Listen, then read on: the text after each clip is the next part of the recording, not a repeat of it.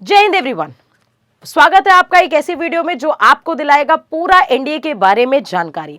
NDA का exam कौन conduct कराता है, एनडीए का सपना कितने बच्चों का है, ये बच्चे ऑलरेडी जानते हैं, लेकिन एनडीए का सपना ही आखिरकार उन्होंने क्यों तय किया है, ये वीडियो में भी आपको क्लियर हो जाएगा। 10+2 लेवल वाले बच्चों के लिए गोल्डन अपॉर्चुनिटी, डायरेक्ट ऑफिसर बनने की एकमात्र सपना दिलाता है एनडीए का एग्जाम। इसमें क्या एलिजिबिलिटी है, क्या है एज, आपकी एज लिमिट क्या है एग्जाम पैटर्न, ये सारी जानकारियां हम इसमें देखेंगे। कौन एग्जाम कंडक्ट कराता है, कितने तरह के पेपर होते हैं, पूरा सिलेक्शन प्रोसीजर क्या है, कितनी कट ऑफ गई है, सिलेबस क्या है। मतलब ये एक पूरी वीडियो आपको एनडीए से रिगार्डिंग सारी इंफॉर्मेशन देने वाली है, तो वीडियो को अंत तक जरूर देखिएगा, क्योंकि इस वीडियो से आपका माइंड मैप बहुत ज्यादा क्लियर होगा कि वाकई अगर आपका सपना एनडीए है तो एनडीए है क्या डिटर्मिनेशन की जरूरत है और क्या प्रोसीजर आपको फॉलो करना पड़ेगा आपको आपकी वर्दी तक पहुंचने का। तो सबसे पहली चीज ये समझिए कि एनडीए का जो एग्जाम होता है, एनडीए का एग्जाम कंडक्ट कराता है यूपीएससी। यूपीएससी के जितने भी एग्जाम होते हैं वो उनका एक अलग ही ऑरा होता है और अलग ही लेवल होता है, क्योंकि उनका पेपर का स्टैंडर्ड काफी हाई होता है। तो 10+2 वाले बच्चों का ये जो पेपर है ये कंडक्ट करा रहा है यूपीएससी। आगे अगर बात करें तो एनडीए मैम है क्या, क्यों हम इसका टेस्ट दें, कहां पहुंचेंगे हम टेस्ट देने के बाद। तो एनडीए का जो टेस्ट होता है ये कंडक्ट यूपीएससी तो करा रहा है, लेकिन ये एक टेस्ट होता है जो आपका सपना पूरा करेगा, या तो आर्मी में जाने का, नेवी में जाने का, और या तो एयरफोर्स में जाने का। एकमात्र एक ऐसी वैकेंसी जो 12+2 लेवल पर भी 10+2 लेवल पर ही आपको डायरेक्ट ऑफिसर बना देगी। इसके अलावा और कोई वैकेंसी नहीं होती है जो डायरेक्ट आपको गेजेटेड ऑफिसर प्रोवाइड कर दे। आगे अगर हम बात करें तो सबसे पहली बात याद है कि एनडीए की शुरुआत हुई कब से। तो एनडीए की शुरुआत बच्चों हुई है 7 दिसंबर से 1954 में। इसकी लोकेशन है खड़कवासला, पुणे, महाराष्ट्र। जैसे एक आईएएस बच्चे का सपना होता है कि लब्बासना जाना है, वैसे ही एक यूपीएससी कैंडिडेट एनडीए स्टूडेंट का सपना होता है कि खड़कवासला जाना है। इसका कैंपस आप देख सकते हैं कि 7015 एकर्स में अराउंड इसका फैला हुआ है। इसका एक अपना भौकाल है भाई, इसका एक अपना एक ऑरा है। मतलब इससे ज्यादा इंपॉर्टेंट चीज क्या है, कई बच्चों का सपना है यहाँ पहुंचना, अपने में एक बड़ा डेडिकेशन है, एक बड़ा जुनून चाहिए होता है यहाँ तक पहुंचने के लिए। और अगर आपके अंदर भी वो जुनून लाना पड़ेगा, उस मेहनत पे लगना पड़ेगा यहाँ तक पहुँचने के लिए। ये कोई हल्का आदमी नहीं यहाँ पे पहुँच सकता, इसके लिए बहुत डिटर्मिनेशन चाहिए। इसके बाद अगर हम बात करें कि 2025 फर्स्ट इनटेक, मतलब एनडीए का एग्जाम साल भर में 2 बार होता है। एक बार होता है अप्रैल में और एक बार होता है सितंबर में। तो 2025 फर्स्ट इनटेक का एग्जाम फॉर्म आ चुका है, जो 11 दिसंबर से स्टार्ट हुआ है और 31 दिसंबर उसकी लास्ट डेट है। लेकिन उसके लिए एलिजिबिलिटी क्या है, एजुकेशनल क्वालिफिकेशन, एज लिमिट अलग होती है, एजुकेशनल क्वालिफिकेशन अलग होती है।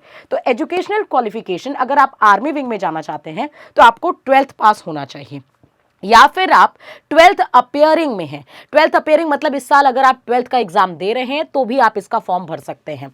अब बच्चे कंफ्यूजन में होते हैं, मैम फॉर्म अभी आया है, आप बोल रहे हैं एग्जाम अप्रैल में, हम 11th में, जब एग्जाम होगा तब तो हम 12th में पहुंच जाएंगे। ये बहुत बड़ा मिस्टेक होता है। आप जब फॉर्म भर रहे हैं तब आप क्लास 12th में होने चाहिए। बात क्लियर, अभी आपके पास क्लास 11th कंप्लीट होना चाहिए, तभी आप इस फॉर्म को भर सकते हैं। तो 11th वाले बच्चे इस फॉर्म को ना भरें। एयरफोर्स और नेवी में अगर आपको जाना है नेशनल डिफेंस एकेडमी में, तो आपको 12th पास होना चाहिए फिजिक्स, केमिस्ट्री और मैथ्स एज अ सब्जेक्ट के साथ, यानी पीसीएम बैकग्राउंड से आपको होना ही पड़ेगा। अदरवाइज बायोलॉजी और कॉमर्स वाले बच्चे आर्मी विंग में जा सकते हैं। 12th pass appearing student can apply, यानी जो 12th में है वो इसको अप्लाई कर सकते हैं। तो ये जैसे जेई होता है वो मैथ्स वाले बच्चों के लिए होता है, नीट होता है बायोलॉजी वाले बच्चों के लिए। एनडीए ने बाबा सबके लिए ओपन कर दिया है कि बायोलॉजी वाले भी आओ, कॉमर्स वाले भी आओ, साइंस वाले भी आओ। हम ओपन सोर्स हैं, हम बस आपका डिटर्मिनेशन देखेंगे और हम देखेंगे कि आपके पास परफेक्ट नॉलेज है कि नहीं, और हम आपके लिए ओपन है सोर्स, एक आपने इर्रिस्पेक्टिव ऑफ कोई भी ब्रांच चुनी हो क्लास 12th में। आगे अगर हम बात करें frequency of the exam, frequency of exam क्या है, ट्वाइस इन द ईयर, साल में 2 बार होता है। एक बार अप्रैल में होता है और एक बार सितंबर में होता है। प्री डिसाइडेड होती है डेट। इस बार 13 अप्रैल को इसका एग्जाम होगा, जो कि श्योर है, उसको कोई भी टाल नहीं सकता। यूपीएससी की क्रेडिबिलिटी ही ऐसी है। एलिजिबिलिटी क्या है, एज एलिजिबिलिटी क्राइटेरिया, ये बहुत अच्छे से ध्यान दीजिएगा। जिसकी भी date of birth 12th appearing या 12th पास में हो और जिसकी भी एज लिमिट 2 जुलाई 2006 से लेकर के 1 जुलाई 2009 के बीच में है, वो सभी बच्चे इस फॉर्म को फिल कर सकते हैं। तो इस बात का ध्यान दीजिए कि इस एज क्राइटेरिया में, और अगर उसमें है आपकी एजुकेशन क्वालिफिकेशन फुलफिल हो रही है तो देर मत करो, ये फॉर्म जरूर फिल करना है आपको। लेकिन अब फिजिकल एलिजिबिलिटी भी देखते हैं क्या मांगता है। फिजिकल एलिजिबिलिटी की अगर बात करें तो पहले तो वो फिजिकली और मेंटली फिट होना चाहिए। आपको पता है कि देश की सेवा में अगर आपको जाना है तो आपको फिजिकली और मेंटली एकदम फिट होना जरूरी है। मिनिमम हाइट क्राइटेरिया आपके लिए कितना है? मेल के लिए 157, फीमेल के लिए 152.5 सेंटीमीटर है, जो कि बहुत ज्यादा नहीं हाइट मांगी है, इतनी मैक्सिमम लोगों की होती है। अब पायलट एंट्री में अगर आपको जाना है, एयरफोर्स की पायलट एंट्री में, तब आपको ध्यान देना है कि आपकी जो हाइट होनी चाहिए वो 167 सेंटीमीटर होनी चाहिए, both for male and female, जो कि एक अच्छी हाइट क्राइटेरिया इन्होंने दी है। आई साइट आपकी डिफरेंट लेवल पे, अगर आपको डिफरेंट आर्मी, नेवी, एयरफोर्स में जाना है तो आई साइट का क्राइटेरिया अलग अलग होता है। देखो डिफेंस में जाना है ना, तो तुम्हारी बॉडी का पुर्जा मेंटेन होना चाहिए, उनके स्टैंडर्ड से मैच होना चाहिए, इस बात का ध्यान दो। आगे अगर हम बात करें तो आई साइट क्राइटेरिया हम जरा देख लेते हैं। डिस्टेंट विजन 6/6 होना चाहिए आर्मी में, और वर्स्ट विजन जो होना चाहिए वो 6/9 हो सकता है। मायोपिया 2.5 डायोप्टर तक ये लेते हैं, और हाइपरमेट्रोपिया प्लस 3.5 डायोप्टर तक ये लोग एक्सेप्ट कर लेते हैं। एयरफोर्स में अगर हम बात करें, candidate whose habitually wearing specs are not eligible for air force. Specs वाले बच्चे नहीं जा सकते हैं। दूसरी बात, मिनिमम डिस्टेंट विजन 6/6 का होना चाहिए वन आई में, और 6/9 हो सकता है अदर आई में। Near vision must be N5 हो सकता है इन ईच ईयर, मतलब ठीक है, लगभग 5 नियर विजन का आप 5 सेंटीमीटर तक अप्रॉक्स ले सकते हैं। करेक्टेड विद ग्लास 6/6 और 6/6 होना चाहिए। अनकरेक्टेड विदाउट ग्लास 6/6 और 6/9 होना चाहिए। लिमिट ऑफ मायोपिया 0.75 डायोप्टर होनी चाहिए। लिमिट ऑफ हाइपरमेट्रोपिया 1.5 डायोप्टर होना चाहिए। बाइनोकुलर विजन आपका 3 लेवल तक हो सकता है। Limits of colour perception 1 level तक एक्सेप्टेड होता है। तो कलर परसेप्शन यहाँ पे फिर भी आपको एक्सेप्टेबल है, लेकिन अलग फील्ड्स में कलर परसेप्शन अलाउड नहीं होता है। तो ये कलर ब्लाइंडनेस की भी प्रॉब्लम बहुत ज्यादा बच्चों में देखी जाती है। इसीलिए कहा जाता है डिफेंस का सपना अगर आपने बना रखा है तो पहले आप अपना प्री मेडिकल जरूर करा लीजिए, तब आप फिर आगे चल करके कम से कम मेडिकल में ना छटे। Pre medical is very essential. आगे नेक्स्ट बात करें तो अप्लाई कैसे किया जाता है। फॉर्म को अगर अप्लाई करना है तो आप यूपीएससी के साइट पे चले जाइए, upsconline.nic.in पे जाकर आप अपना रजिस्ट्रेशन कर सकते हैं। साथ ही साथ सरकारी रिजल्ट पे भी आपको फॉर्म अप्लाई हो सकते हैं, ठीक है, सरकारी रिजल्ट पे भी जाके आप फॉर्म अप्लाई कर दीजिए। प्रोसीजर क्या है एग्जाम का? रिटन एग्जाम होगा, फिर एसएसबी होगा, टफेस्ट इंटरव्यू, और उसके बाद होगा आपका मेडिकल। ये 3 टेस्ट के बाद आपकी फाइनल मेरिट निकलती है। फाइनल मेरिट जो होती है उनमें सबके मार्क्स जुड़े जाते हैं। जो मोड ऑफ एग्जाम है, मोड ऑफ एग्जाम इसका ऑफलाइन है। Offline one of the best exam होते हैं मुझे लगता है। सबसे पहली बात, ट्रांसपेरेंसी इसमें रखते हैं क्योंकि यूपीएससी कंडक्ट करा रहा है तो उसकी जिम्मेदारी है, और one of the authentic authority है हमारी। तो ऑफलाइन पेपर में एक फायदा ये होता है कि एक ही बार में हमको 10-12 क्वेश्चन दिख रहे होते हैं। तो ऑनलाइन में क्या होता है, क्लिक करने में टाइम वेस्ट होता है, स्क्रीन में एट अ टाइम एक क्वेश्चन दिख रहा है, टाइम लिमिट वो तुरंत जैसे ही 2 घंटे पूरे होंगे वो बंद हो जाएगा। लेकिन यहाँ पे ऐसा नहीं होता है। यहाँ पे आप कहीं से 1-2 मिनट भी ज़्यादा मिल भी जाता है, और साथ ही साथ एक बार में 8-10 क्वेश्चन दिख रहे होते हैं। तो ऑफलाइन पेपर आर बेस्ट। तो एनडीए का पेपर ऑफलाइन ही होता है। इसके अलावा एलिजिबिलिटी दोनों के लिए होती है, male and female both can apply. Duration of training क्या होती है? 3 साल होती है एट एनडीए यानी नेशनल डिफेंस एकेडमी में होती है, और 1 ईयर होती है आपकी रिस्पेक्टिव एकेडमी में। मतलब जैसे आप नेवी में जाना चाहते हैं तो आईएनए में 4 साल की ट्रेनिंग होती है, 3 साल तो सबकी एनडीए में होगी, जो बचा 1 साल है उसमें सबकी ट्रेनिंग आईएनए में, जो नेवी में जाना चाहते हैं उनकी आईएनए में हो जाएगी, जो आईएमए में होगी जो आर्मी में जाना चाहते हैं। और air force cadet undergo training in NDA for the 3 years and 1 year and national defence academy, ठीक है। तो यहाँ पे सबसे बड़ी बात यह है कि यहाँ पे एयरफोर्स कैडेट्स अलग से जाते हैं, एनडीए में ही उनका प्रॉपर प्रोसीजर कंप्लीट होता है। तो ये आपको ध्यान देना है कि अलग अलग 3 साल की ट्रेनिंग तो आपके एनडीए में ही हो रही है, 1 साल की आपकी डेडिकेटेड कोर्स वाइज ट्रेनिंग होगी। आगे की अगर बात करें तो इसके साथ साथ अगर हम ट्रेनिंग सेंटर्स की बात करें तो ट्रेनिंग सेंटर्स क्या क्या हैं, ध्यान से देखिए। National defence academy Khadakwasla Poona India में है, ठीक है। इन मिलिट्री एकेडमी देहरादून में है। Indian naval academy Ezhimala India में है, ये नेवी की एकेडमी है, ये आर्मी की एकेडमी है। एयरफोर्स एकेडमी जो है वो हैदराबाद में है। तो ये अलग अलग डिफरेंट एकेडमीज हो गई आपकी। इसके बाद हम आते हैं सिलेक्शन प्रोसीजर पे। सिलेक्शन प्रोसीजर क्या है? सबसे पहले होता है आपका रिटन का एग्जाम, उसके बाद होता है आपका एसएसबी, और उसके बाद आता है मेडिकल का प्रोसीजर होता है। उसके बाद आती है फाइनल मेरिट लिस्ट जहां पे सबके मार्क्स एड ऑन किए जाते हैं। First we talk about my first topic, that is written exam. Written exam में क्या क्या होता है? रिटन एग्जाम में आपके 2 पेपर कंडक्ट कराए जाते हैं, एक होता है मैथमेटिक्स का और एक होता है जीएटी का। मैथमेटिक्स में आपके आते हैं टोटल 120 सवाल। जीएटी में आते हैं आपके टोटल 150 सवाल। अब जीएटी में क्या होता है कि एक क्वेश्चन 4 नंबर का, वहीं मैथ्स में एक क्वेश्चन होता है 2.5 नंबर का। नेगेटिव मार्किंग की बात करें तो मैथ्स में 0.83 है, वहीं जीएटी में 1.33 मार्क्स की है। 300 मार्क्स का और ये होता है 600 मार्क्स का। टोटल होता है 900 नंबर का पेपर और 2.5 घंटे रिस्पेक्टिव मिलते हैं आपको मैथ्स और जीएटी के पेपर में। अब पॉइंट यहां पे फिर से आता है कि मैथ्स का पेपर क्वालिफाई करना बहुत जरूरी होता है। तो जितने भी बीकॉम वाले बच्चे हैं, बायोलॉजी वाले बच्चे हैं, उनको घबराने की यहां पे बिल्कुल जरूरत नहीं है। मैथ्स में कुछ सिलेक्टिव सब्जेक्ट्स अगर आप पढ़ लेंगे, सिलेक्टिव टॉपिक्स अगर आप पढ़ लेंगे तो आप आराम से कट ऑफ क्लियर कर लेते हैं। मैथ्स के कट ऑफ क्लियर करने में आपको 120 सवालों में से लगभग 35 से 40 सवाल करेक्ट करने होते हैं, जो कि बहुत बड़ा हाई मार्कअप चीज नहीं है। अब वो वही बच्चे क्लियर नहीं कर पाते जिन्होंने यूपीएससी के पैटर्न को समझा नहीं, जिन्होंने सिलेबस को ढंग से समझा नहीं। तो आपको ये गलती बिल्कुल नहीं करनी है। तो यहां पे आपको एग्जाम पैटर्न क्लियर हो गया होगा। इसके बाद रिटन एग्जाम में आपको ये पता है कि 120 सवाल, 150 सवाल, 2.5 घंटे मिल रहे हैं, 300, 600, 900 नंबर का पेपर हो गया। साथ ही साथ जो आपकी एसएसबी होती है वो भी 900 नंबर की ही होती है। इसके बाद अगर हम बात करें जीएटी सेक्शन में, जीएटी सेक्शन में आपका आता है इंग्लिश। ठीक है, इंग्लिश आता है आपका टोटल 200 नंबर का। जनरल अवेयरनेस की अगर हम बात करें तो जनरल अवेयरनेस में हमने यहाँ पे फिजिक्स भी रखा है, हिस्ट्री, फिजिक्स आपके 100 नंबर की आती ही आती है।